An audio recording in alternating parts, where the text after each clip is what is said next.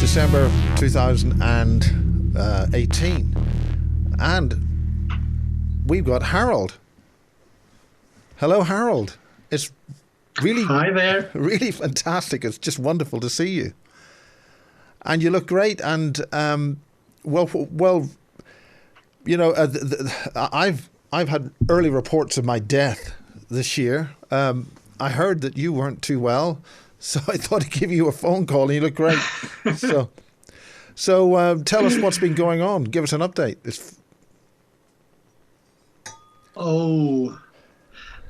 Much and not much. I mean, in my daily life, everything got more quiet. That's good. Less conferences, less traveling, even less interviews online. What grew was more like the private aspect of finding more and more people who want to join some sort of community life. So we just started to take over the village that slowly empties. I'm like 500 meters away from a village, and it's already 1/3 empty, and 2/3 of the people living there are high age and will probably leave one of the coming years. And today we bought the first house inside the village for friends to come over.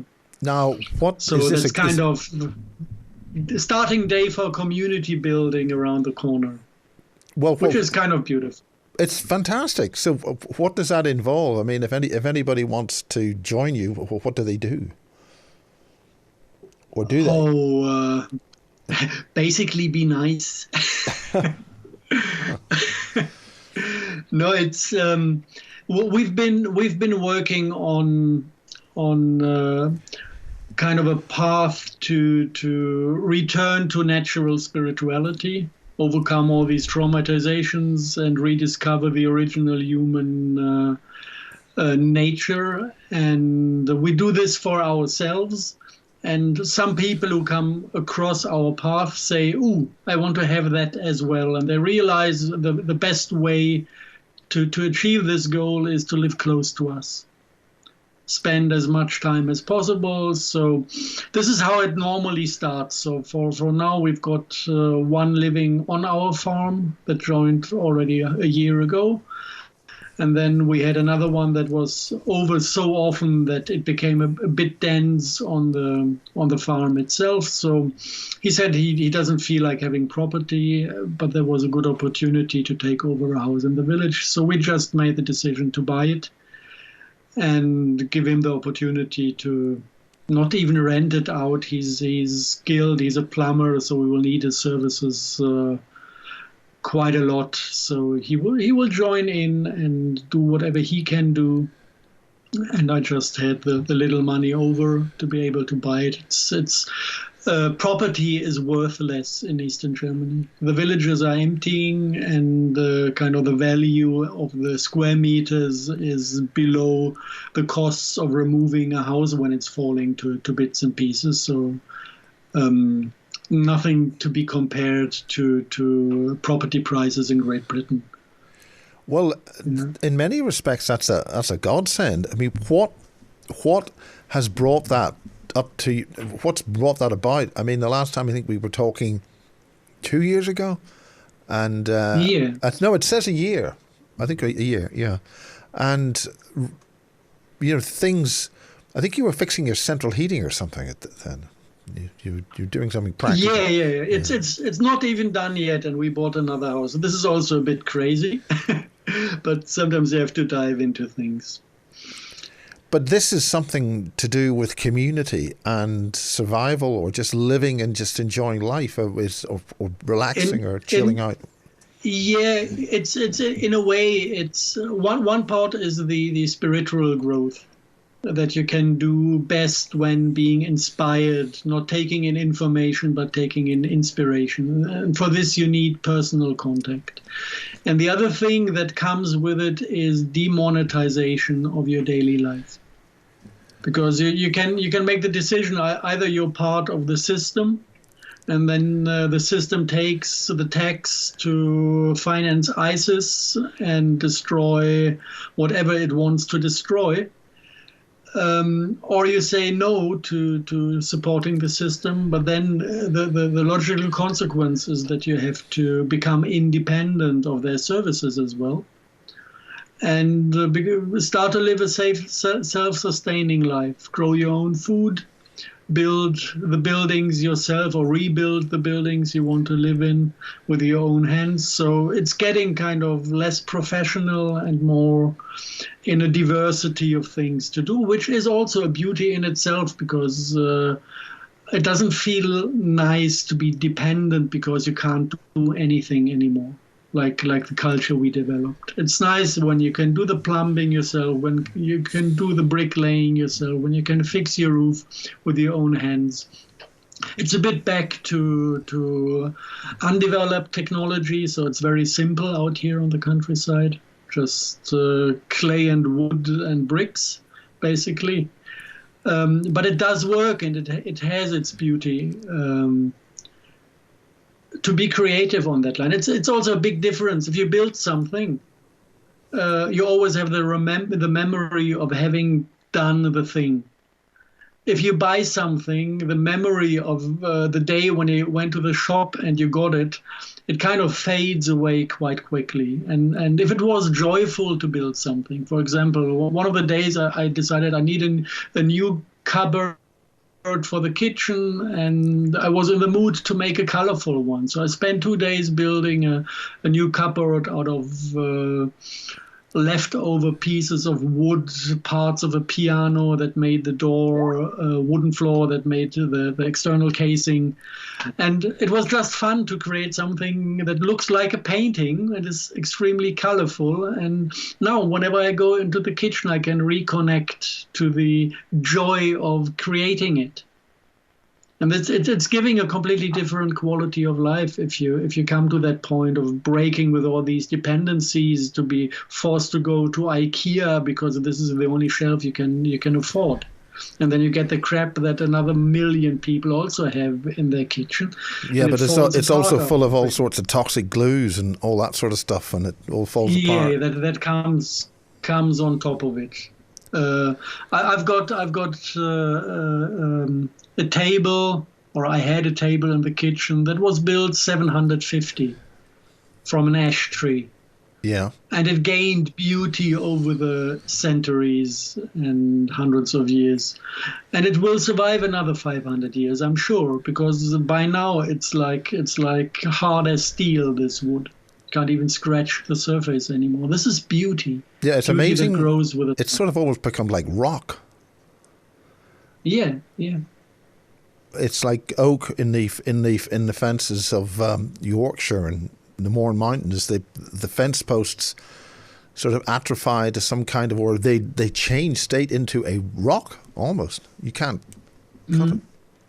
Yeah, once I remember I had a beam from a chicken place where chicken lived, and they were shitting on that oak beam for like 50 years, and the ammonium of their shit went into the wood and turned that oak into something. When you were basically trying to brush it with a metal brush on a drilling machine, it was shooting fire because the metal was wearing out, and at the wood nothing changed.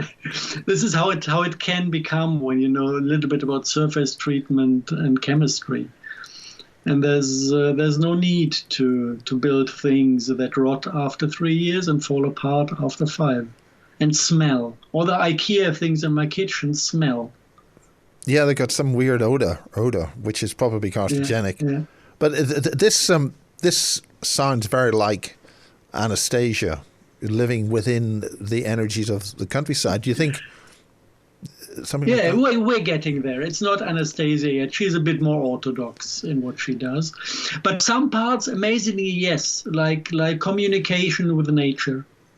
When you get out of the electrosmog we live in the cities and all the hectic and chaos, and you start to cleanse your system, you become much more sensitive, and you start to communicate with things on a completely different scale. So whatever, when the rats get under the floor and try to bite themselves through into your living room, you just go there and have a little discussion with them and tell them it's not a good idea to break through the wood, because if they do, they'll get a territory conflict that will end bloody, and then they stop doing it. If you're kind of on the picture level, communicate with them properly, and make sure that they get aware of that you're talking to them, they leave you alone. It's communication. We're not there that the squirrels get the breakfast for us. We just called for it like Anastasia, but we're getting there.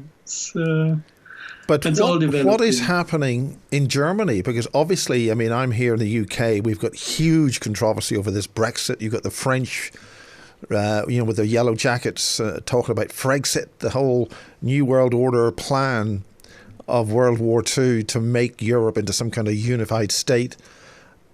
I mean, for what? And then people are leaving East Germany and they're going to what's happening there? Because I see something happening in Ireland, places like that. In Germany, actually, Churchill was quite successful with his plan to turn us into people who are fat and lazy. Nothing happens over here. It can be as absurd as politics and culture can get. There's not really a reaction to it. Now, people just continue with their lives. No revolution, no complaints. Nothing is happening. It's a little bit weird sometimes that nothing happens, because there wouldn't be enough reasons to have things happening. Is this? But maybe it's sorry. Maybe it's also the social engineering thing. We did have some movement a couple of years ago with the Monday demonstrations, kind of reviving the Eastern German tradition of breaking a system. And they just were not covered by the mainstream press. So people went every Monday to demonstrate and have speeches on stages, and quite a few people went there to listen and to join in. But it was never, ever a single time covered in mainstream media or TV or regional newspapers. They just ignored that there was a revolution going on. And after about a year, it started that less people went there because nobody was listening in any case. And it died out again. So that was, if there's a revolution, there's the inner revolution of just changing your habits of life.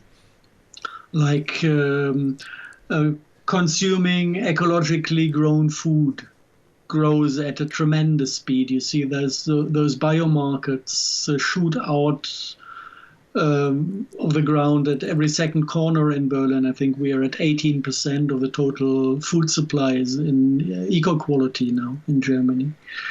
So it's more the grassroots self-responsibility of organizing your life in a way that you don't harm others that is bringing some change. But it happens unrecognized.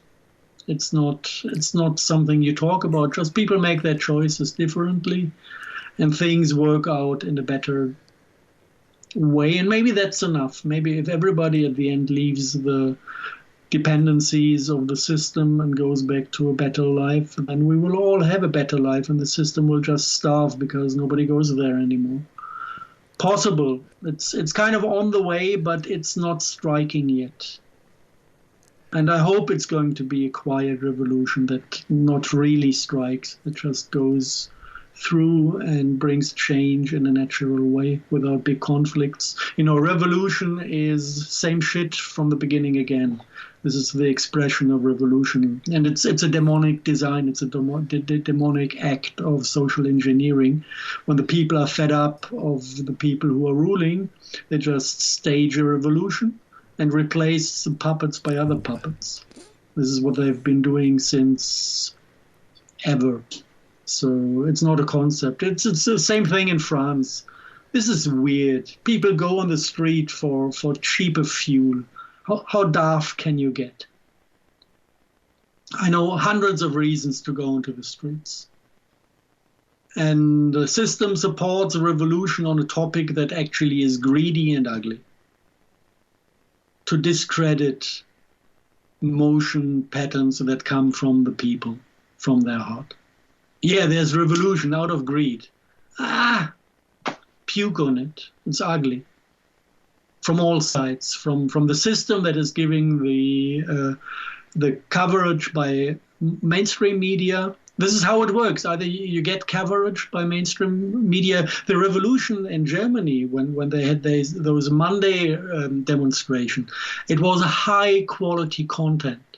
The people who were speaking there, they had the knowledge and experience and the spirit for a real spiritual revolution in the content of what they talked.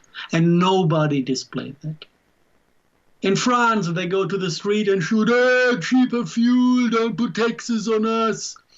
And they get 100% media coverage, which is of course then self-strengthening. So you get the revolution on the topic, that the elite wants to have a revolution on a topic because it's nonsense from the first second with the entire of climate change. Is just to raise taxes on a different topic.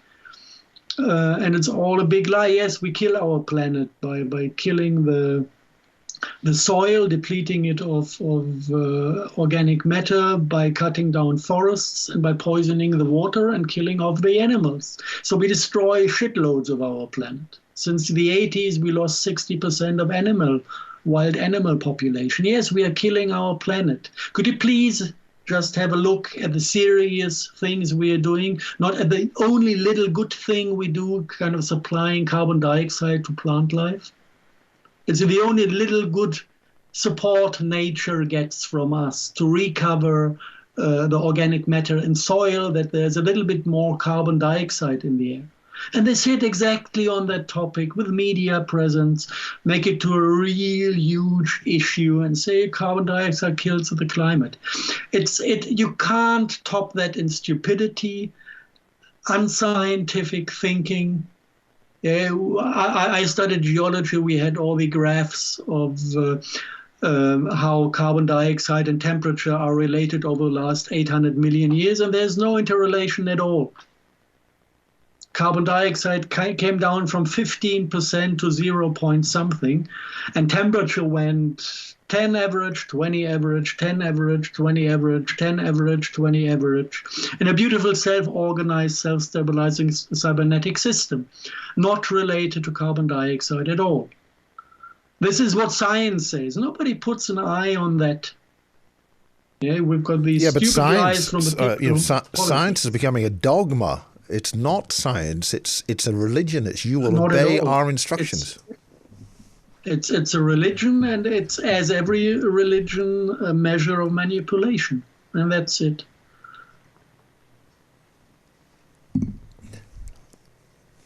That's amazing. Yeah. I really would like to see somewhere some bright minds just being self-confident enough to have all that crap that is around just vaporize to nothing in front of their self-confidence. But you don't get that. You've got still a couple of people with good minds and a good soul and good intentions who stand outside of society and try to get to the core of the old system. Forget about the old system. It's not even worth trying to rescue anything of it. Build your own world, get out of dependencies, live your own truth, and take care of your own spiritual development and of your own biochemical health, which goes hand in hand. As far as we experience this, you can't make one without the other.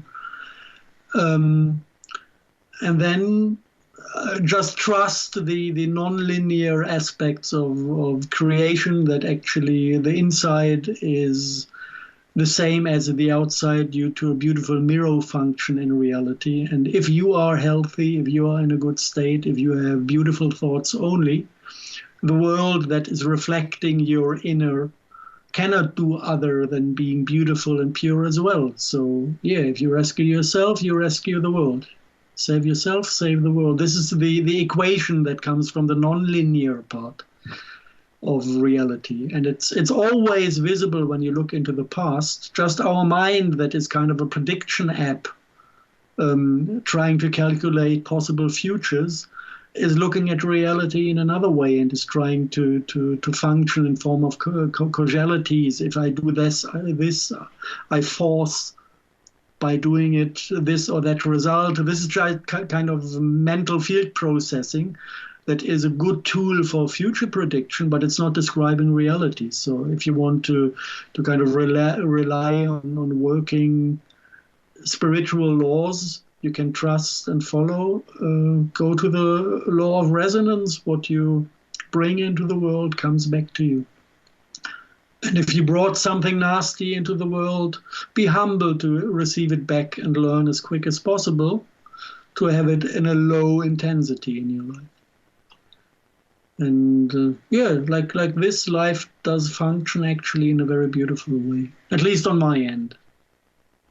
I have to say, this seems like exactly what the intelligent sentient fluid wants.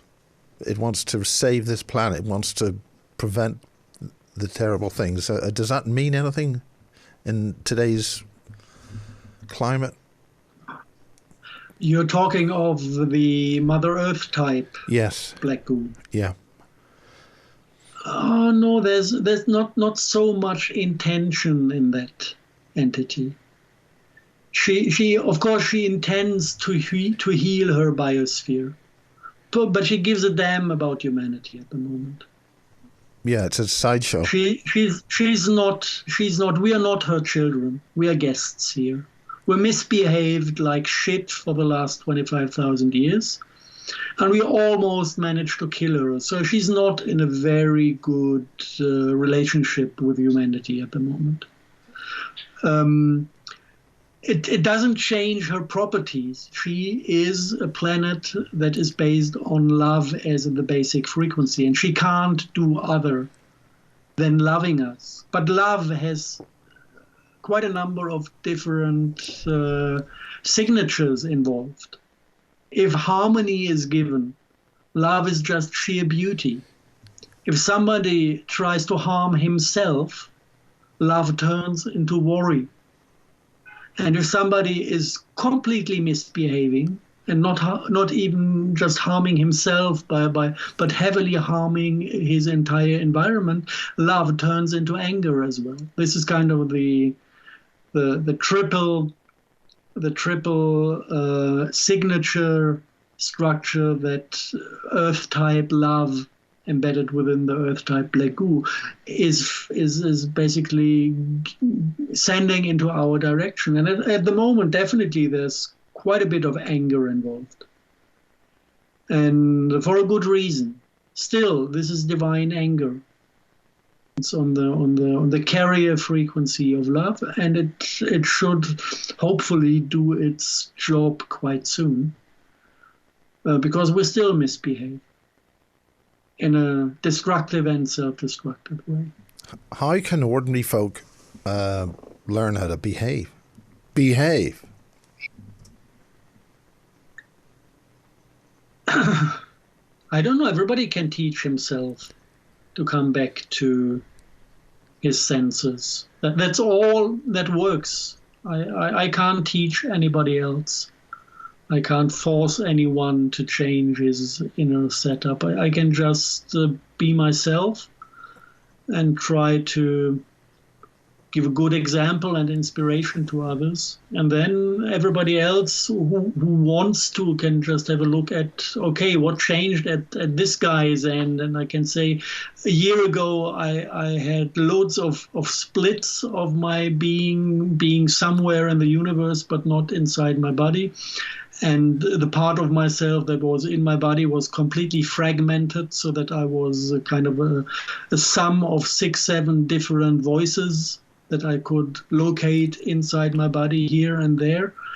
And the healed state at the end of the day is having one voice and one center of emotion that is all in the heart, all integrated. so that no part can start to fight with another part. There's no inner conflict. If you want something, you want it emotionally and mentally and on heart base, and it's all one. This is kind of the healed state. And I can see that humanity at a certain point will have to go through this healing process, because this is the template we get from the planet. The planetary template is one heart. And all the rest is actually just an aspect that is running under it's not even control. It's the heart is the most complex thing, and mental fields are quite simple.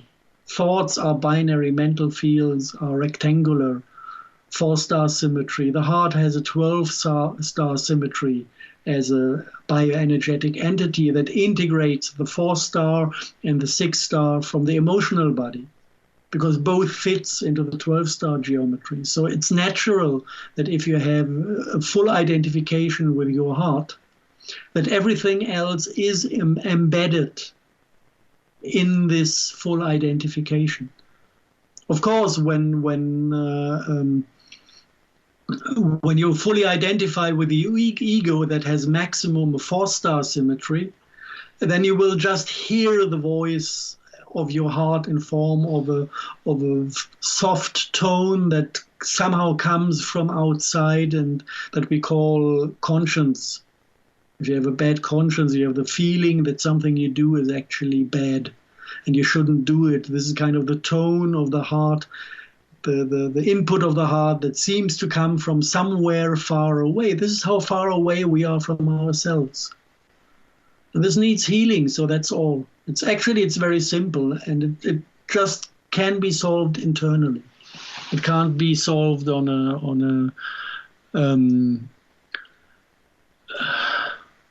a platform that involves control systems. It can't be solved by education. It can't be solved by healing, by external.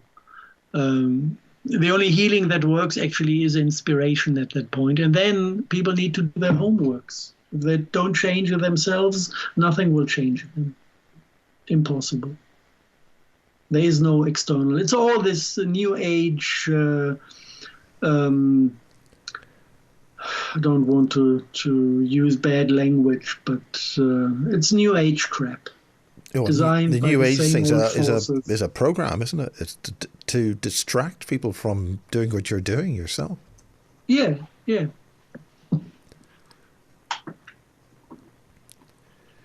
It's a program. This is something. It's based on predictive programming by the dark entities that control the system till today.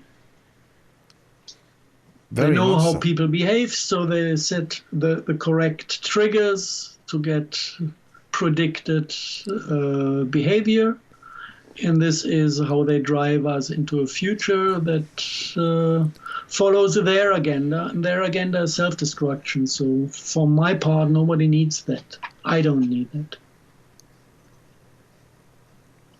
How did you heal? How did you get yourself to pull your various being in? Because that's a wonderful process to enable and have that successful.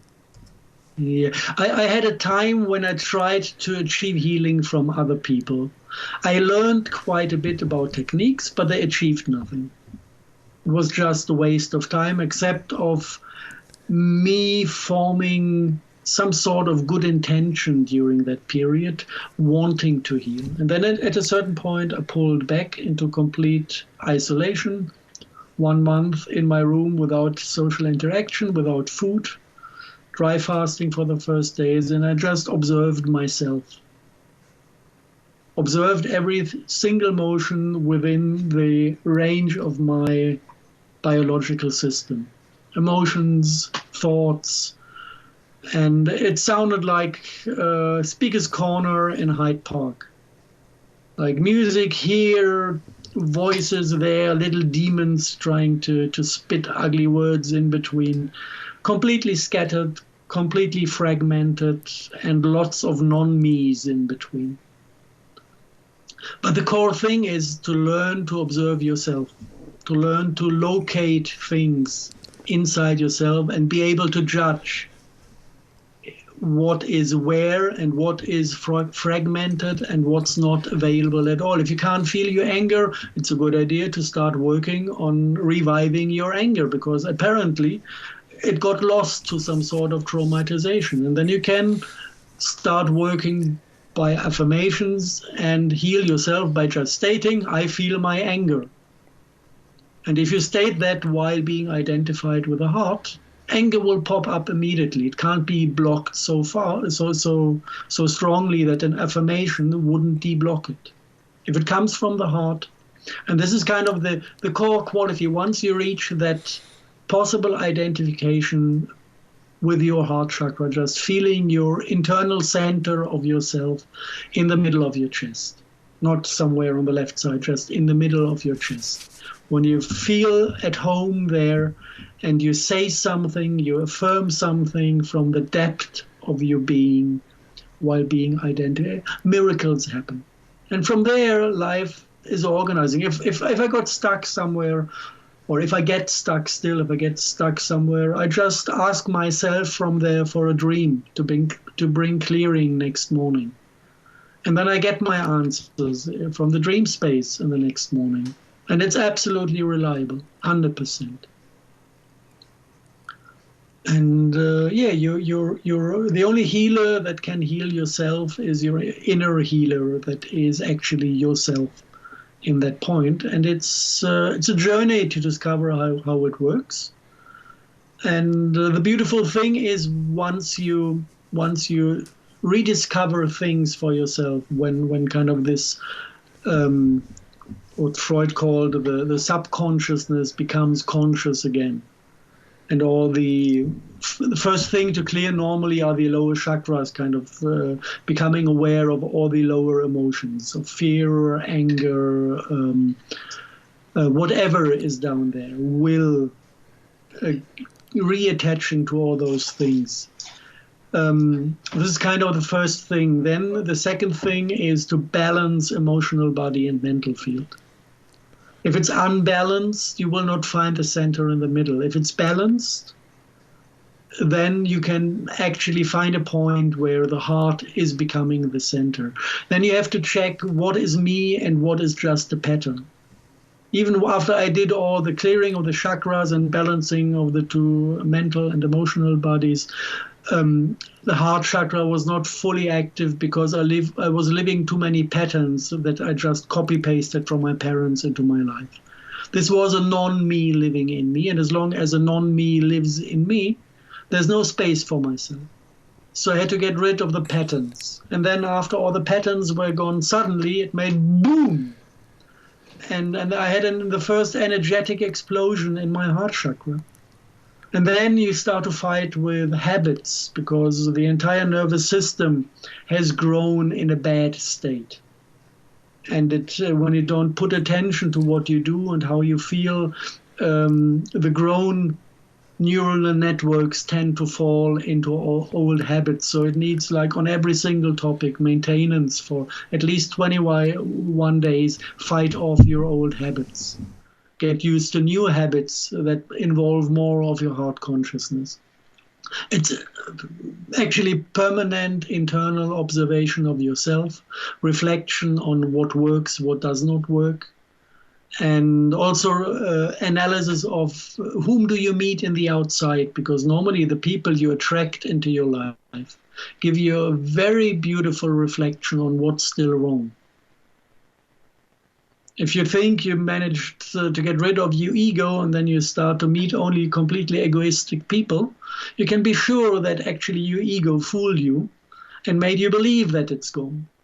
Shit happens. This is how it works. And if finally you see all the other egos in your environment collapsing just in a miraculous way, then you can be a bit more sure that yours is gone. Because you can see you working as an inspirational source for demolishing other egos. So just kind of a slight overview of how things work. And this is all in the private. It's not it's nothing that is easy to transport onto YouTube into a broader public, because everything that you can expect from a YouTube is to get the information. You hardly can get the inspiration from that. This is why community life starts at our end, because we're looking for the 100 apes to make it easier for other people to jump into this sort of healing processes. 100 apes? Is that right? Yeah, this is coming from Rupert Sheldrake, this nice London-based guy that came up with the theory of morphogenetic fields. And he says he had experiments he analyzed in Japan, where you have all these little islands with apes. And on one island, one ape discovered that it's a good idea to wash potatoes before you eat them, because then you don't eat the entire soil with it, and it's not so crunchy between your teeth. And he started to clean his potatoes in a little water stream, and then his brothers and his other relatives from the same generation started to learn from him. Then the parents learned from him, and after exactly 100 apes knew that trick of washing potatoes in the stream, from one day to the next one, all apes on all islands, without even having seen each other, started to wash the potatoes, because with 100 apes, the knowledge how to do it was accessible within the morphogenetic field. So it became something inspirational, an inspiration available to all apes. And this is how development happens in humanity as well. You need a single human that has the guts and the patience and the love and the history to find a new quality, to manage a step of healing. And then he can forward this to a second human and pull him into this development. And for the first one to follow, it's quite a hard job to do it. The third one is already quite easygoing. What took 2 years for the second one will take a month for the third one to manage. And then it's getting quicker and quicker. And if 100 people really did the step fully with a full internal healing, suddenly it's there as an inspiration and everybody can follow in. This is how spiritual development of a group of or an entire species is functioning in biology. So is that I think in England we call it the 100th monkey principle, monkey ape, same thing. But is this some kind of information which is hidden within morphogenetic fields, or the anu, or this thing called the anu, like a spinning field which then reverses and spins round back behind itself, like the double helix of DNA?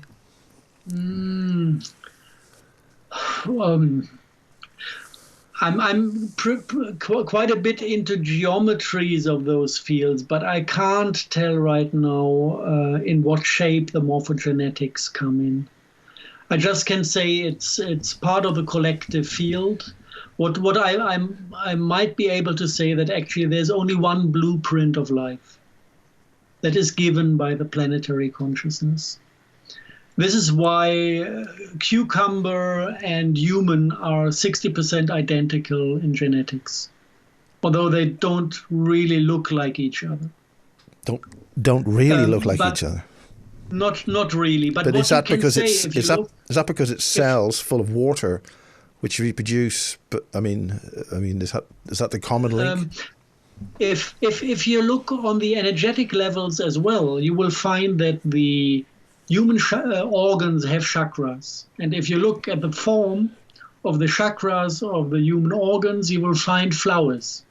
So yes, we do have flowers in our biology, but they're not in that plane that is materialized. At the same time, you can talk to a plant. The plant will respond in perfect German.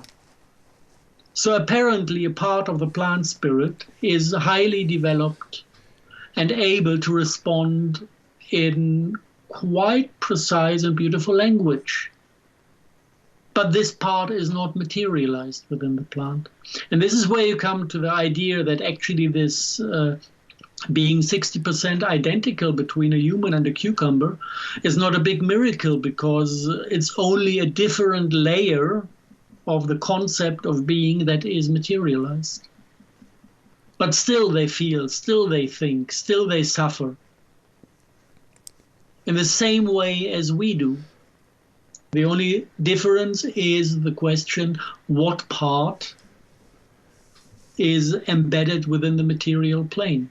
And with us, it's not the flower part. With us, it's the body we know as human body.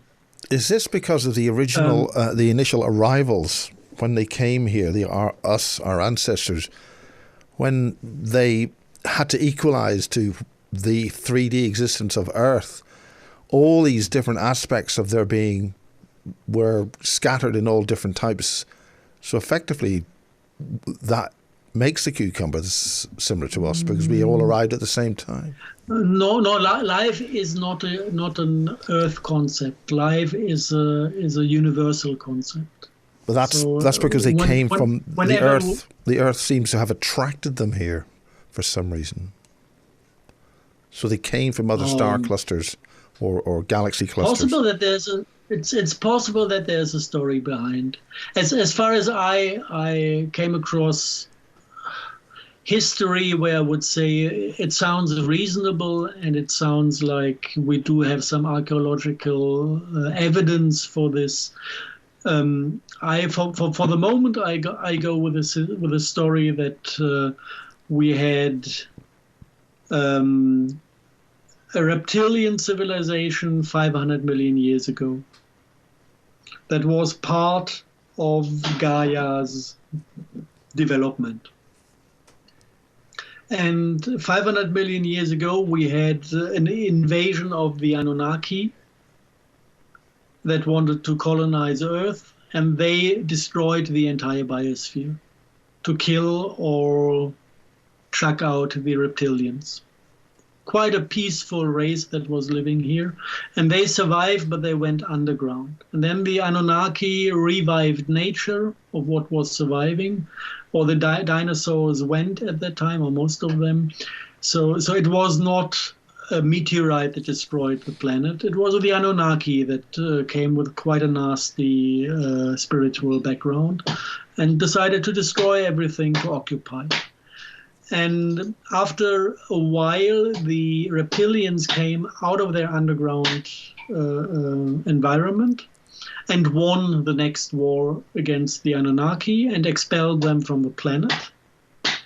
And they escaped to Mars, and they continued their philosophy, and they self-destroyed on Mars as a culture, because they were already on this satanic agenda of self-destruction, the Anunnaki.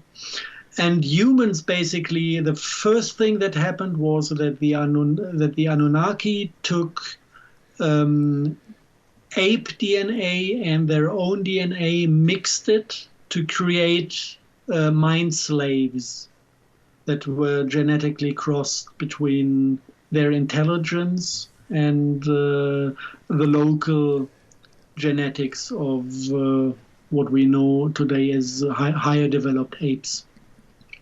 And then after the Anunnaki were gone, there was a second crossing between the reptilian race and the human race the Anunnaki had created. So this is why we have this reptilian part of the brain in the center, coming from that part. We are still a bit ape-like, and we still have this hyper-intelligence that the Anunnaki had. This is kind of the crossing that came into the game. And then much later only, the satanic influence that actually was here since the time of the Anunnaki, that actually founded the human cultures, that also left bloodlines here to take care of their agenda. This kind of demonic, this satanic influence that still came from the Anunnaki history, managed to conquer the entire planet, first with the Atlantean culture, that then invited the alien black goo in by opening that portal that destroyed Atlantis and big parts of Lemuria. And since then, we are in full occupation of a demiurge, of an alien planetary spirit we know as Satan, that tries to reestablish a body for himself. If you look at a planetary consciousness, it's embedded in its own black goo as the core brain liquid in a way. It's embedded in crystalline memory, and it's embedded in organic memory. Oil and methane are carrying information. Also in crystalline, organic crystalline form. And these are all things the attacking demiurge, the attaching spirit from the other planetary system, that didn't have here. So he came actually with its black goo and with crystalline memory that we know as the Arks of the Covenant, single devices. Then they imported shitloads of black goo from this system. And but there's no crystalline biosphere attached to this consciousness system. So they started to work on a technological realm that we know as our IT environment. All the crystals in the computers, the smart dust that is spread by the intelligence community. This is the crystalline body of Satan, of the demonic realm that attacks our planet. It's not a development that came out of our genius. We are socially engineered, and the black magicians whisper those ideas into our consciousness to make us build their empire, to create that secondary crystalline sphere to carry the satanic consciousness. And it creeps in. Funnily, 2 nights ago, I had a weird dream. I was observing, it was an early morning dream, and I was observing people busy with self-destruction. But I could see the full scope of bioenergetics happening, and I could observe what evil is. Evil was like cube-like programs, little mental field programs in the form of a cube or a prolonged cube. And they were inserted from below into the mental fields of humans and then merged with the mental field and led to self-destructive behavior, to evil intentions. So it was kind of an evil inspiration, because this intentionally was created and inserted from the dark realm. But the thing that made humans vulnerable was the full identification with their own mental field and with their egos. Because once you're identified with the ego, this 4-star structure that was inserted felt completely coherent and adoptable to the ego and cannot be distinguished from an internal inspiration. When you are on a heart-based consciousness, everything squarish that comes in from outside can immediately be recognized as an external input, because you realize, oh, whatever is thought only, every thought form that comes isolated is not me, because me is already integrated in the 12th star from the heart consciousness. So an isolated 4-star structure is definitely not me. This is how you can distinguish things once you establish this more complex consciousness within your core identification, day consciousness. And it was beautiful to see how it functions on bioenergetic level, that are actually really cubish programs inserted as the core evil into mental illness, in a way. Is that like a tesseract? English is beautiful. It's like a tesseract multi-hypercube. No, simple cube. I mean, just look into the core symbolism of all these dark cultures. It's a black cube. That's black cube just check for black cube on Google pictures, display pictures, and you will find the cube as the core symbol of all corporations that are into IT. All of them. Really, literally all of them. Apple. Go to an Apple store. What do you cross? In the front of the building, you've got the huge cube you have to go through before you go into an Apple store. At least in Berlin, it's that way. Windows. Look at the Windows symbol. Go for the other companies. They are all on cube symbolism. Look at a D-Wave computer, highest developed thing, a black cube. They all do it because it's within the thought form of what they do. It's even intuitive. I don't even think it's like conscious decision for those things. These people who do this, who follow those demonic inspirations that come in as cubes, they see those cubes internally, and then they want to make a good marketing campaign, and they hand over what they are inspired to do. And this is how it all develops. And definitely, this is not our spirituality. This is not our core structure that we were created in. We were created in a 12-star structure. And if you once experience the complexity and the beauty of a 12-star structure, and then listen to somebody who is caught within his own mental field trying to reason about something, you will just die of boredom. It's a really funny experience. Yeah? And English is beautiful. The guy's mental. It says all. He's mental. In Germany, don't have that kind of expression. Their mental just means that he's good in logic and in reasoning and thinking. Oh, like a mentalist. It does. Like a mentalist, yeah. This is more the meaning of the word in German. In English, it connotates more with a true character of the mental field that is mad.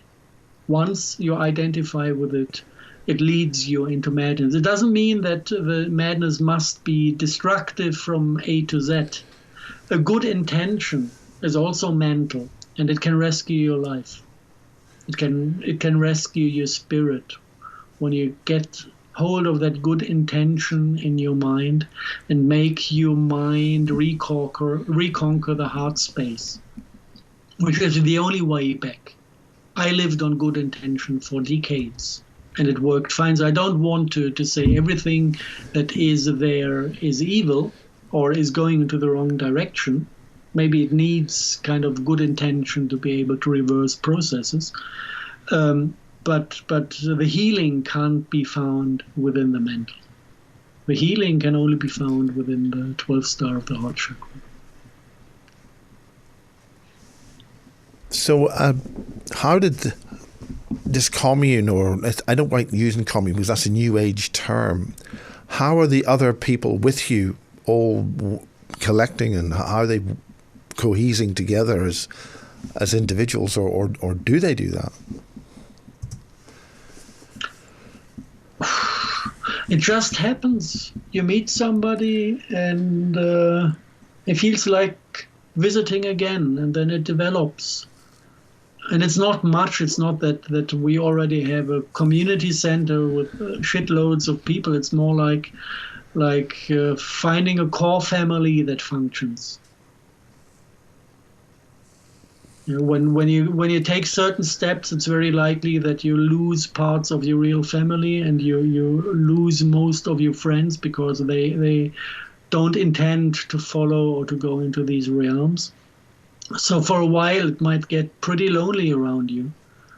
But then you find people who resonate with these things, and where you feel a closeness when you share time with whatever you do. Let it just be cooking. I've got people who stayed here for the cooking. Ecologically grown ingredients, and then some experience in the kitchen. And there are miracles to experience and what comes out of this. And some of the people just liked to get healthy water and healthy food, and this was the reason why they continuously came back and stayed for longer and longer periods, and started to contribute their parts to community building on that level. Some people came because they already were clinical dead, because they followed the self-destruction to a point of close to no return, and they realized just from what friends forwarded, this might be your last chance to return to something that does function on a longer term. And they made their decisions to get clean from the habits they were following up to then. And if you make decisions on that, what it definitely needs from all of those people who come across and stay, there's kind of a fundamental decision to turn into a different direction that comes from the depth of the heart. I remember my own decision. I just was in the position to feel the loneliness that is given if you're mental, because you don't, on the 4-star, you don't connect with anything. You can just reason together, but it doesn't feel embedded. There's no human touch in that. Yeah. And I felt the loneliness, and I felt how lost I was. I could literally feel how lost I was, and that I was unable to fix it all myself. Does that infer that? Sorry, that the two. Sorry, I've interrupted you. The two sort of are melding together. The mental is dissolved in the heart once it's reviving. It's not a merging together. Maybe we can take the history. It started in the Atlantean culture. In the Atlantean culture, they had the rectangular and the triangular pyramids. And the triangular pyramids had the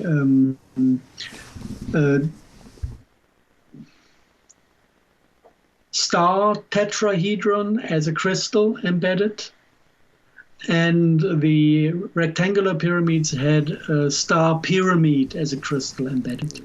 And the star pyramid is actually the crystalline memory of all mental fields attached to the satanic realm. And the triangular structure, the star tetrahedron, carries the emotional fields.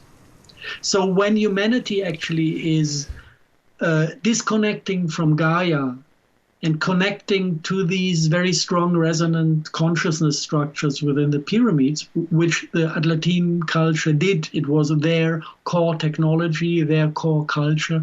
They all basically, out of free will, attached to their core monuments on the spiritual level. What it does, it's ripping apart the mental and the emotional body, because these pyramids are separated. So your mental field goes into the rectangular structure, your emotional field connects to the triangular structure, and the two fields are separated. And this is what is reflected in the setup of the human spirituality as we know it. You've got the mental body that acts as a single person. You've got an emotional body that acts as a single person. And the both are in conflict for dominance. Can you control your emotions, or do your emotions control you? This is not natural. This is only happening if you rip apart the two structures and let the heart in between die. And this is actually what happened in the history of humanity, that the heart in between died. And from there on, we were basically split into the mental and into the emotional body that were in a constant struggle for control.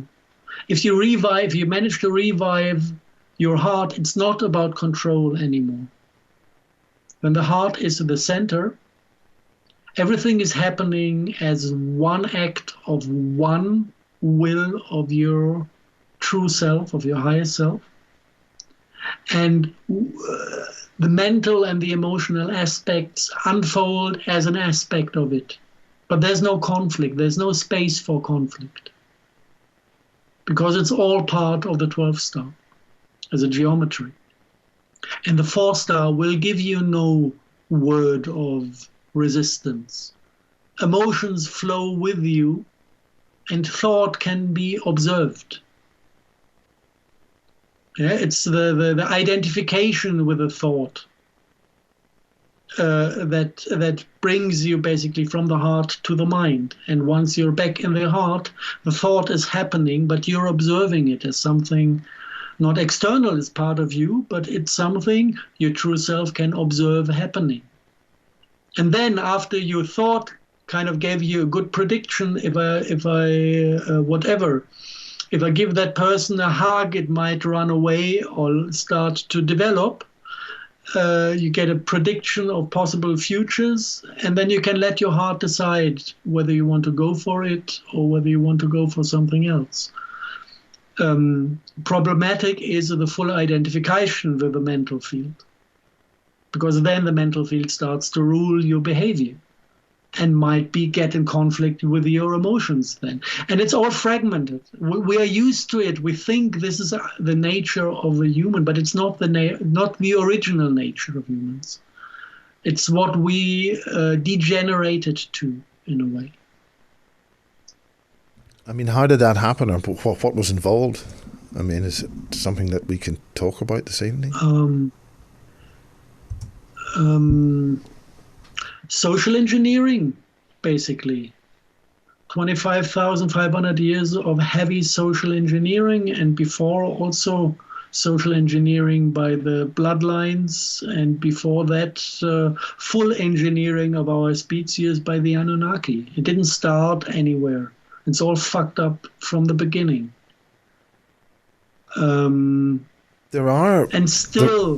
Still, our body has this template of the 12 stars still available inside.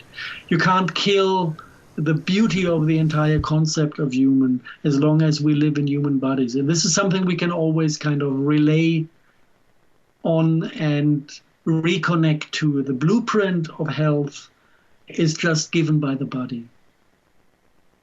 This is our chance kind of to re-identify with a blueprint that still is within the memory of the human body and within the bioenergetics of one cellular system. We do have a heart that beats, and nobody can take that away.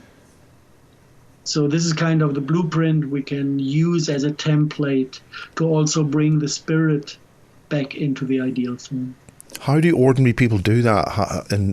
I mean, what processes can they do, or what's needed for them to do that, to get themselves to that state, as you said? Self-observation, decision on deepest level, training on daily basis. It's not like you take a switch and turn it around and sometimes it's like this. If things reintegrate, if fragmentation is resolved and put into unity again, then you get these switch moments that suddenly you're a different person, and everything comes naturally afterwards. But most of the things still, it needs discipline to overcome habits. Even if you heal on soul level, your body then still remembers the bad state you were in, and you have to regrow your nervous system in a way that forgets the habits you have been used to. And this how do you, then again a little bit of discipline. How do people do that? How do you do that? Do transcendental meditation or some other means? Basically observing social interaction. I think this is the best teacher. Yeah, if everything is love and harmony, everything is fine. If you find somebody actually showing ego interaction, getting loud, getting angry, getting afraid of something, whenever things go out of that state of harmony and somebody is going into resistance, it's just a sign there's something to look at. And then whoever is already at the point of knowing the structure that wants to go into healing at that point, it's more about giving a hand for self-discovery. You can share a story. If I meet somebody where I can see actually he's about to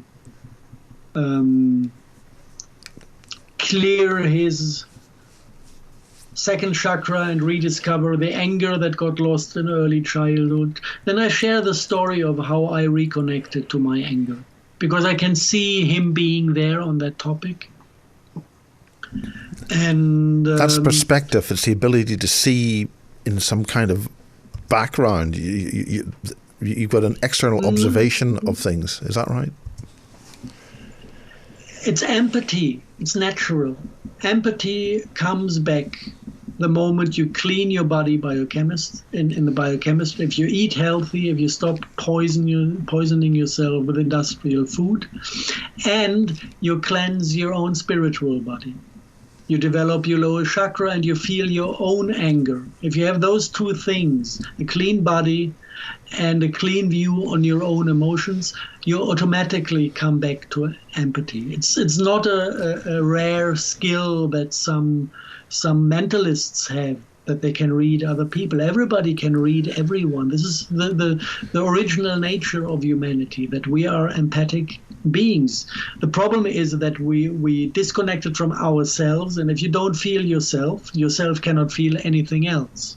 First. And the second thing, we've got this terrible noise in our systems of all the poisons we took in, which is like huge noise. When it's getting quiet, you listen to the finer tunes easily. If it's getting more quiet, you can listen to the even finer tunes. And then it's kind of listen to yourself first, to your higher self, listen to Gaia. She's quite loud. She's easy to listen to. Source is very low in tone. To listen, I remember the first time when I could listen to Source, to what other people might call God, but God is too much of a demonic concept in religion that we dropped that name. It was about taking a decision where actually from my heart I knew it was good, and some part of my ego was still in resistance. And I had that very fine-tuned voice inside of me, just saying there's one truth, and if you ignore it, you waste time. And I went like, oops, that's a new voice. I've never spotted a voice in that corner of my body. What was that? And I was unsecure. And I asked the lady that was in communication with me, because she was deeper developed and more advanced at that point. I asked her, is it possible that was Source talking to me? And she rechecked and she said, yes, it was him, but don't be too proud that you heard him, because he had to shout to make you listen. This is where I came across this concept of inner noise, and developing the ability to listen to the more fine tunes that are accessible if the noise is gone. And noise is biochemistry of poisons. Noise is torture energy of the animals we scoff into ourselves. This is tremendous noise. It's endless suffering, pain, and torture that is flooding our system with every sausage we take in. How do you expect to listen to something beautiful if you flood yourself with torture from morning till evening? It's impossible.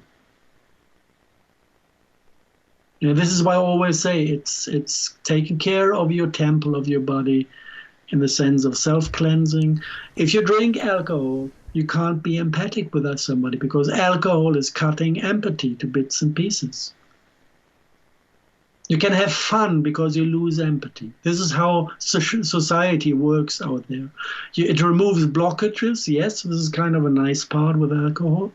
And then it disconnects you from everybody else.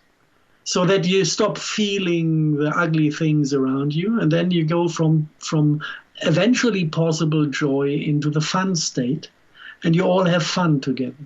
It's an extremely sad story. And yeah, it's not even a prize that comes with self-healing.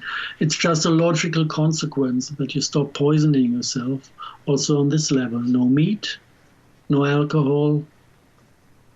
Of course, none of the Kabbalah-made synthetic drugs. So this is an absolute. This is opening all your slots to demonic inputs.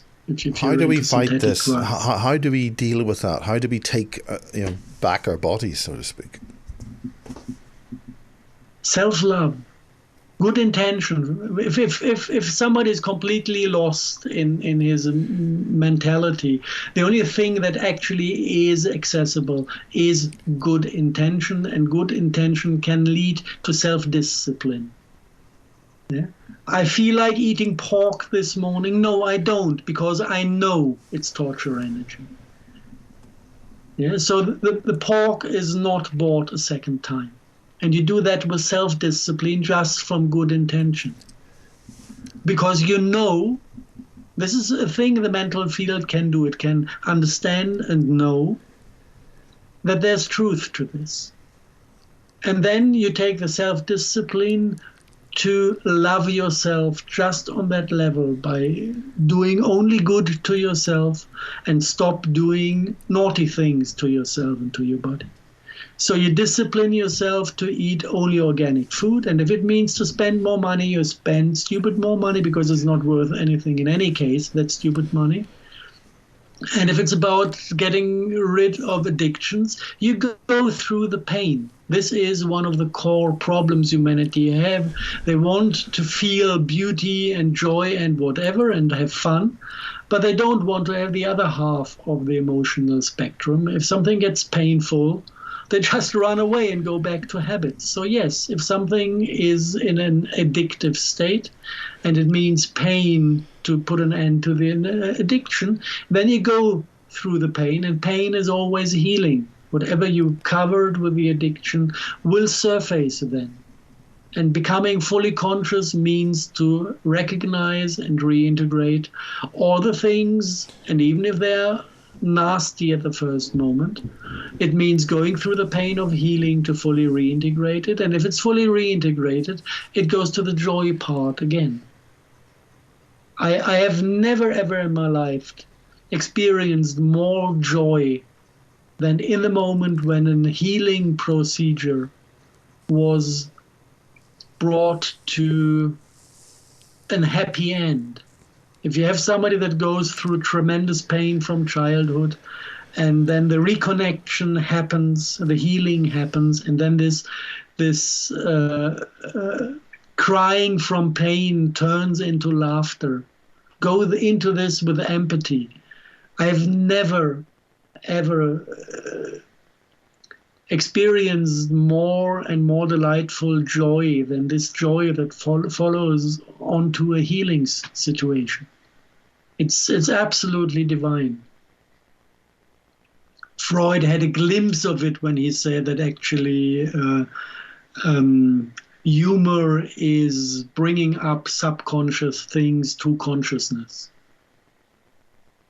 This is where the Freudian definition of humor, it has a bit of it, but it's still very mentally that concept. I'm because surprised Freud had any nice things to say. It's all, difficult stuff, isn't it?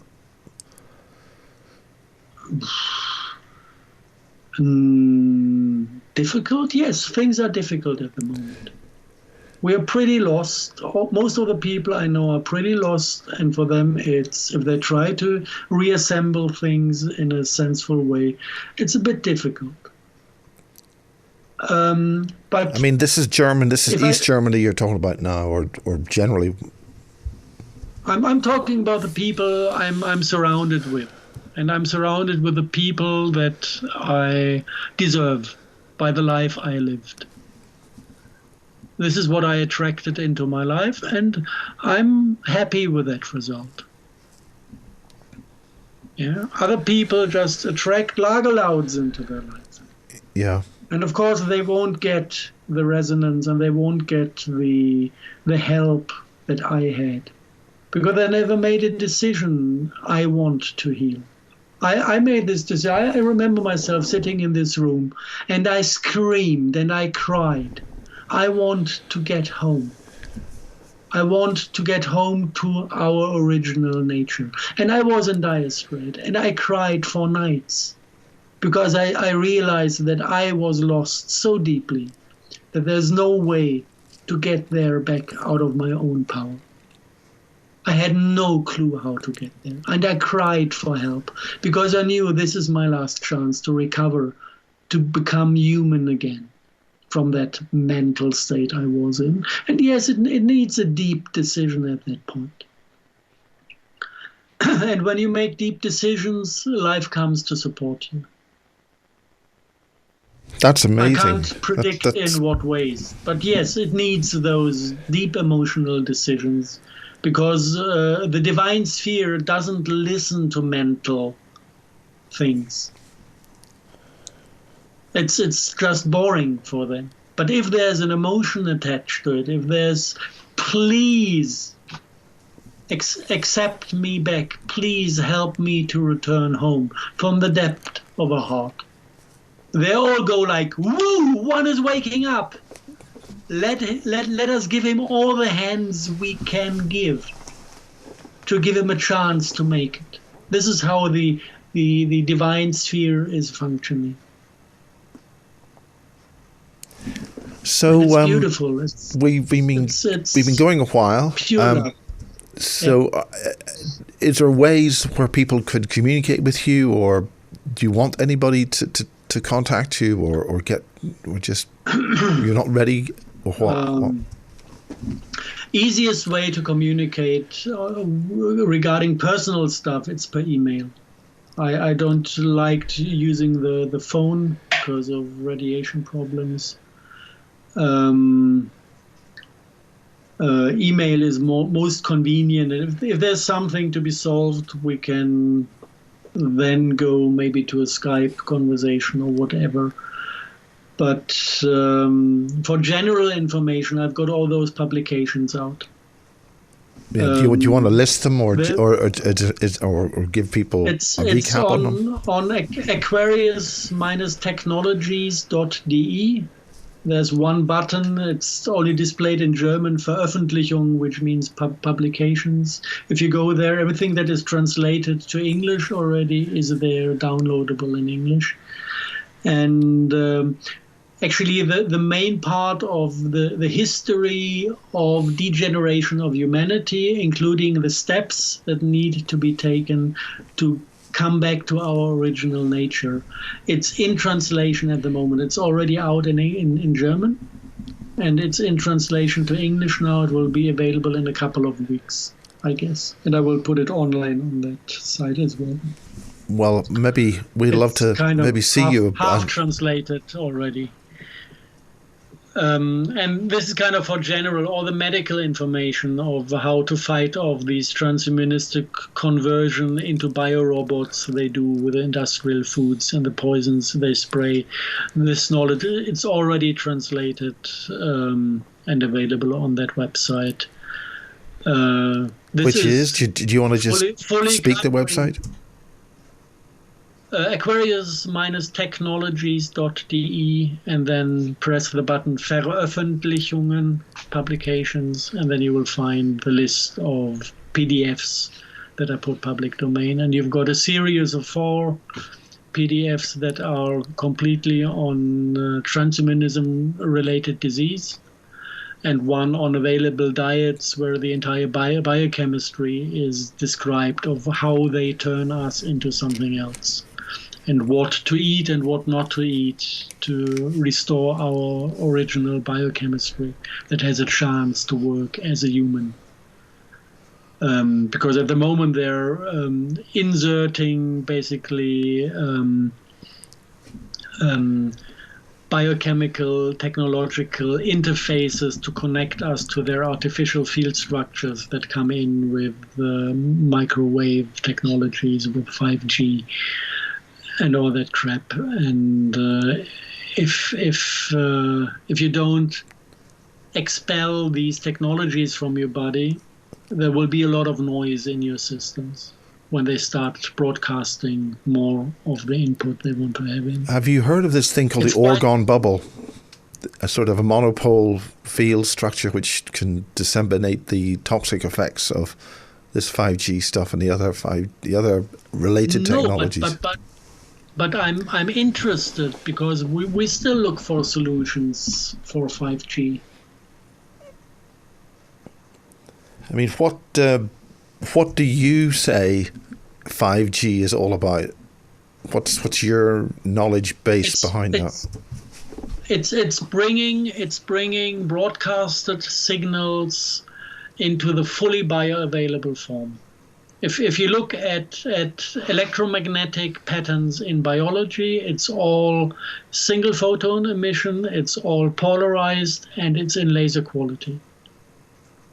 5G is doing exactly this. It's working with pulse signals. It's working with polarized antenna technologies that separate upload-download channel into two rectangularly polarized different structures. So they broadcast polarized light, and they use phase area antennas that locally create laser light quality. And a couple of days ago, I was for the first time in a 5G test area in Berlin. And it's creepy like hell. This goes into the biology like a hot knife into butter. It really scared me to death to just drive through that testing area with a car for 30 seconds. I got stuck in traffic. I panicked in the car. Only thought was, get out of here. This with the full ability to feel my own biophysics. Somebody who's living in Berlin probably will walk through it and feel nothing. But at the end of the day, his nose will bleed, like in the testing areas in Great Britain. I heard that the kids are running around with bleeding noses when they go to school. And the birds die in the parks, and the insects all die in the parks because they're sensitive to this sort of bioavailable signals. This is a complete no-go thing. You can't bring out 5G and expect anything to survive in that. It's 100% suicidal. Well, I mean, on that basis, how do we stop it? How do we survive? We're obviously going to be wiped out on this. I have no clue. I would try every single possibility to not get there. I would try all legal possibilities if I'm into legal stuff. I'm not. It's not my profession, so I'm a little bit disabled on that area. If somebody has legal experience, the knowledge of what it does is available. The main problem is that the physics the mainstream run on is not evolved enough that it brings understanding to what biology actually is. So it's hard to argue in front of a call with more developed physics and biophysics and field physics. They don't even accept the existence of scalar waves. So I cannot tell them exactly what's happening in 5G because they don't even admit the physics exists to this, which is weird. So I don't know if this is a fruitful access, but still try it. And if nothing helps, I'm always with the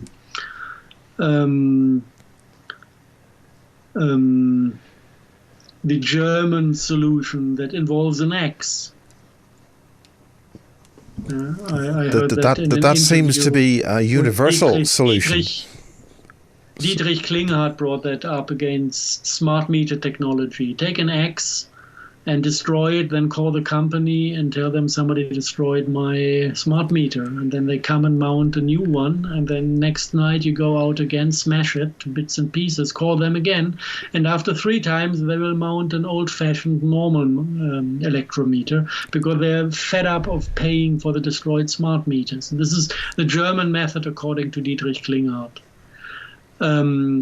It's a bit more difficult when devices are mounted inside your own home. Then you can't blame it on somebody else if you destroy them. But I would just refuse the technology. The house we bought, I'm pretty sure if we apply for electricity supply, they will come up and try to mount a smart meter. And they will tell us, without a smart meter, you will not get electricity from us. You know what they get from me? This one. Then we don't get electricity from you. We just bought a generator, diesel-based, to supply electricity if needed, and maybe we will base the entire house on batteries and recharge them every now and then with a diesel generator. Use only low energy consuming light bulbs and run the fridge on gas. I don't know how to solve it, but not with 5G, not with smart meters. This crap does not come into my environment. Full stop, it's a decision. If somebody is trying to stick a knife into your stomach, you will keep that knife out of yourself as well, at any price. Knowing what this does, I will keep 5G out of my environment at any price. If it means not having electricity, it means not having electricity. If it means not having a landline telephone connection, this is what they did in the village now. The landline came in with 5G technology. Every single house in the village has a 5G component installed by Telecom. I don't have a landline in this house. I won't ever apply for one because I don't accept this technology, full stop, in my environment. And then you will have to start to argue with the neighbors. With the 5G, it's kind of okay because it doesn't go through walls. So it's not so difficult to avoid it. With the low frequencies, yes, you do have a problem with neighbors. What I used to do is knock on the neighbor's door, tell them, you know, actually your Wi-Fi is killing me. Would you mind to install a time switch that puts it off at night when you're asleep? Here is a time switch. It's a present from me to you. Please do me the favor. Just consider at what time you're sleeping for sure and switch your Wi-Fi off at the times you sleep. You save energy. I pay for the time switch. You just put it onto the plug your thing in, and then we both have a peaceful night. And if you don't, I will knock on your door every day when I wake up with a headache from your Wi-Fi. I will knock on your door and turn your life into hell until you do this little favor to me. No big deal. Stay friendly. Stay loving. Yeah? Just share your headache every day with that guy. He will be pissed after a time, if it's necessary to go so far. So there are ways. There's no need to be shy with self-love. In the environment you're in at the moment, I mean, you're in a farmhouse or what? Or you mentioned something about that. We just have the intelligence community targeting by satellite. We've got issues with smart dust attacks. We've got scalar attacks from smart dust. We've got infrared laser spots from satellite. 2.3 micrometer. How do you see that? How do you detect that? And how do you repel it? We go out of the house and faint, collapse on the ground because of the attacks. This is how you detect them. And once you detect something because your system is collapsing under it, you go into kinesiological testing, what type of radiation and what type of frequency and what type of physics is used for that attack. Just muscle testing with a professional, not doing it yourself, hiring a professional or asking a professional to test the frequencies. Then he's giving you a set of frequencies and claiming this and that technology is used. Then you go online and you check 2.3 micrometer, the guy said, you check, is there any 2.3 micrometer technology out there?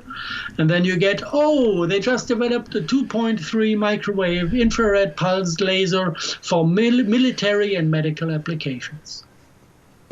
So okay, full hit on the frequency and on the type, and then you start to think about, okay, how does it work? It's working with pulse signals. And how can you shield a pulse signal? You can't. But you can fill in the gaps between the pulses. And then it goes into the spiritual realms, into force field design. And then we modify the force field in a way that the force field we use for spiritual protection is filling in the gaps of the pulse, the infrared laser, in a way that you get a continuous heat wave. And then you feel how it works, because when they apply a new signal, it's like painful in the ears for half a second, and then the force field is adopting to the pulse signals, filling in the gaps because it's able to predict what's coming next. And then the pain goes away after half a second, and you don't faint anymore when you leave the house. This is how we work. We are sensitive enough to become aware of every attack that is harming our biology. And once we have a new type of attack, we adopt the spiritual protection. And most of the technology are so highly advanced on field level. What do you mean by advanced on field level? Exactly, what do you mean advanced on field level? Exactly.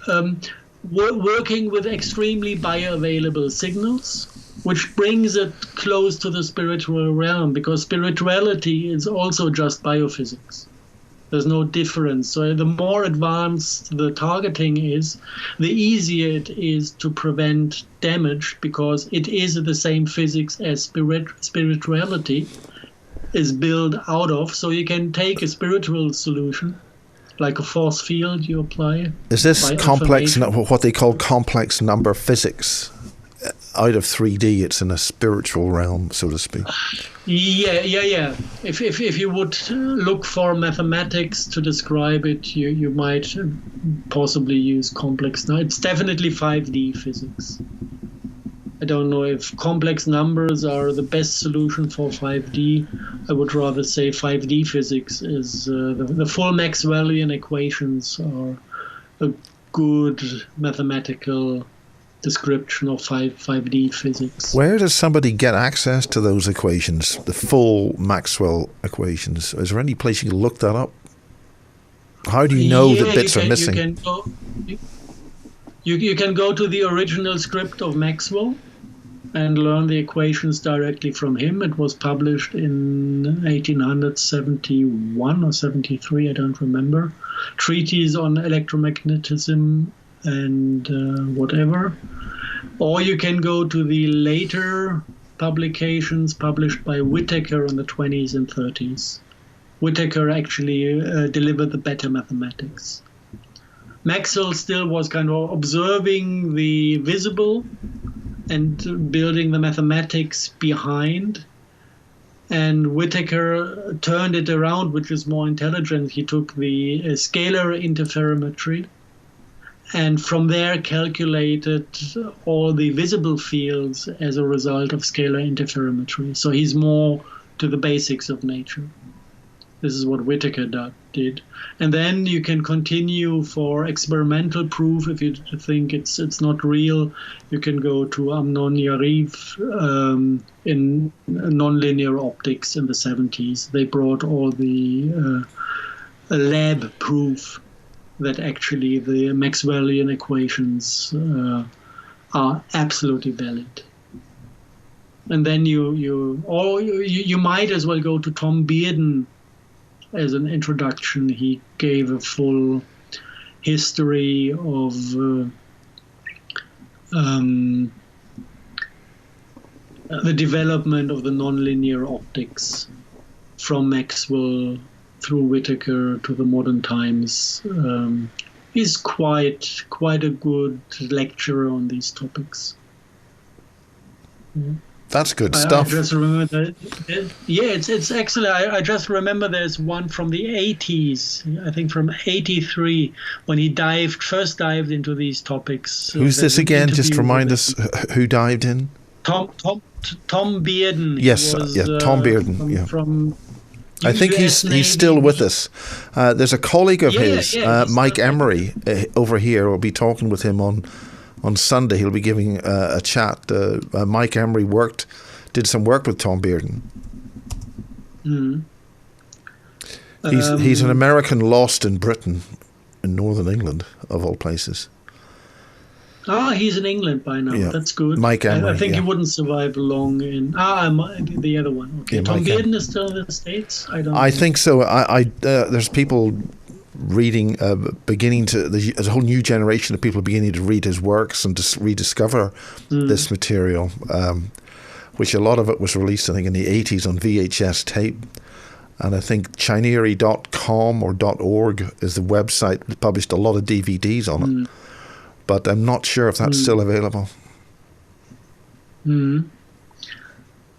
Yeah, I had prepared something when we started to talk. I'm just a bit insecure whether we should take that as the closing input. Well, why don't we do a part 2? Do you want to do a part 2 in that when you feel a bit better about that? Yeah. We can do a part 2. I don't know what part this is, of basis, whatever the number it is, but we. Maybe we can just announce part 2 of this and then do it on a full scale and not kind of compressed on the last 2 minutes. Yeah. I came across the art collection of Podesta today. Wow. Now, exactly what are you talking about? And the art collection of Podesta really makes you puke. It's like I just felt like opening a court case. Not a real one, but his art collection shows who he is, and you don't need any proof, any external proof of what he is into once you have seen his art collection. Without disturbing people, what exactly are you talking about, just to close on this? It's just showing the internal desires of Podesta, which is basically child abuse, satanic rituals, cannibalism, and all beautifully put into disgusting art. Nothing that would be against the law to display. So no pornography attached. All the kids, while being abused, are nicely dressed on these pictures, and it's just like, it's his art. And Podesta is a close mate to the Clintons, and if you follow kind of the Clinton press, the independent press on who the Clintons were, they just drugged little girls, invited them to cocaine parties, to have sex with all the important people in Washington, to be able to bribe them afterwards to pave their career. These are the Clintons, and they are just, the little puppets of the Bush family. And if you look at the Bush family and follow the independent press on the Bush family, they are heavily into drug trade from South America, because they are part of the family of the Queen, actually, who are in this tradition since the Opium Wars. And it's all based on black magic family traditions, actually. And this is our elite. And once you realize that our elite is evil to the bone, you can ask the question actually, why am I subject to this elite? And that's a very good question. And because we're allowing it, that puts us in trouble. Is that right or not? Yeah, this is the court case I wanted to open. Judge yourself. Why are you subject to an elite that is bad to the bones, evil to the bones? And this is actually because you, everybody who is subject to this, bought into their offers of sharing a responsibility. Yeah, I'm not responsible for what's happening in my life. I let other people decide on me. And I'm not responsible for anything because I accept their money as a buffer zone between what I cause and what I see. Yeah, these are the two deals, hierarchy and money, people buy into. And this makes them ruled by the hierarchy, and it makes them blind by the mechanisms of the monetary system. You can go to the supermarket, buy a beautiful looking steak from Argentina, and you don't see what they do to the continent, and you don't see what they do to the animals in the industrial farming, because you just get out of realization of who you are by pushing the money in between you and the reality you create. And this is why everybody is subject to these elites. It's what we deserve because we make this decision. And this actually was the thing I wanted to dive into. I mean, we did it in a way from the more beautiful side of things, from the healing perspective. But maybe it's a good point to start with, to first go into self-realization, what we turned ourselves into, by looking at the pictures of the art collection of Podesta. And if you feel like we can do that in detail in another little session, I think legally it should be possible. Yeah, I think maybe that would be a sort of a part 2 or 7 or 8 or 9 or whatever it is. Yeah, but that's I don't know whether it's a good point to end on. I don't know. I feel like having a little judgment day, not judging others, but calling people to once kind of honestly judge where they stand. This is inside. This is Tim Refat material. Are you aware of Tim Refat? No. He is saying that because we've bought into this, really what you've just verbalized in a different way, but we are all guilty. Western civilization, everything associated with the current world that we are accepting, we're buying into this with the A-listers and the elite who have done this. We are all going to hell space. Yeah. This is kind of the. I don't think he quite said that, but.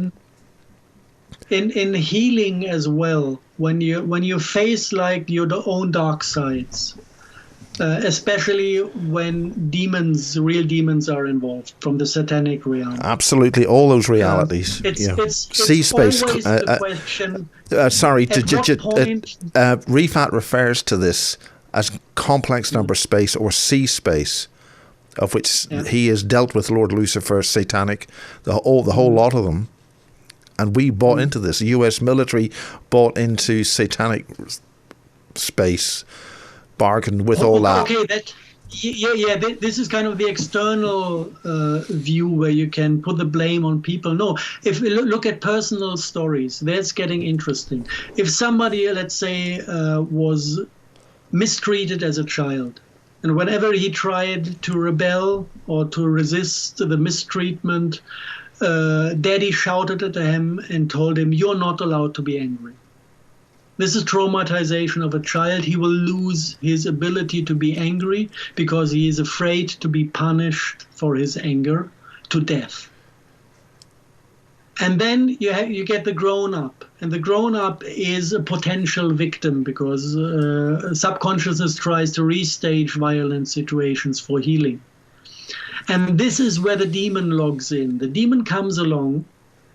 He is using the traumatized bioenergetics to log onto the system.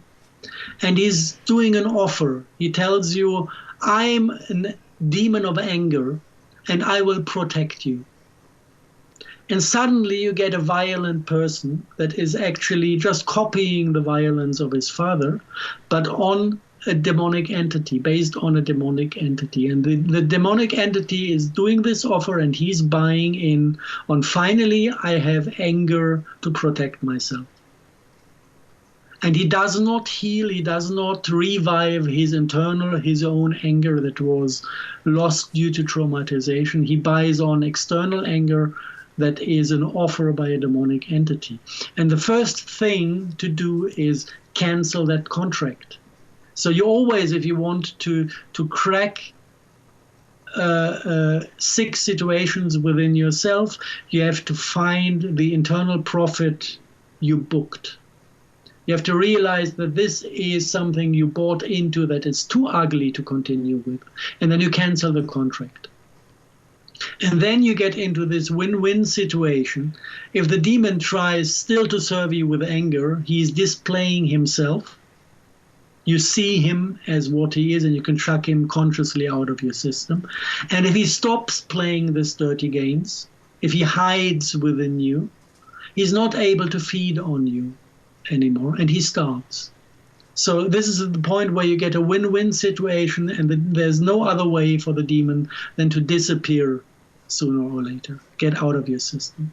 And this is how self-healing works when there's a real involvement of satanic demonic entities, of that external fringe biosphere that is attached to our planet.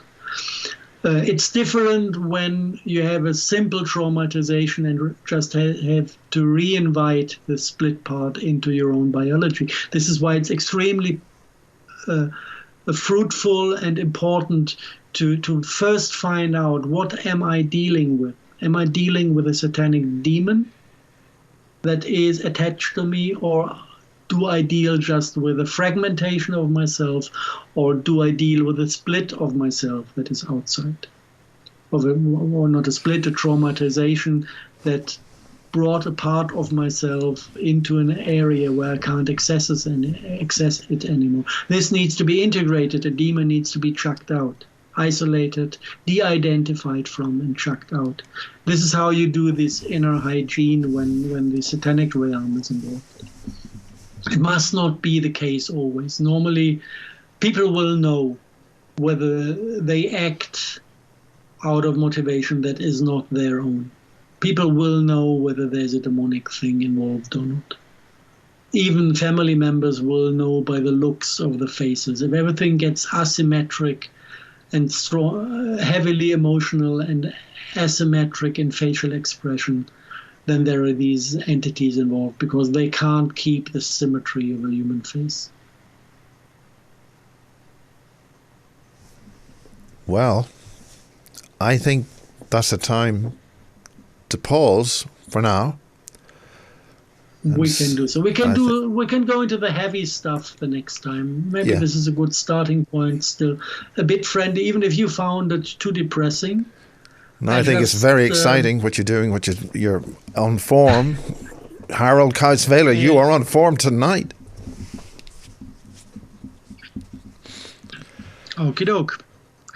Then see you all later, hopefully. Yep. We'll try to get this done.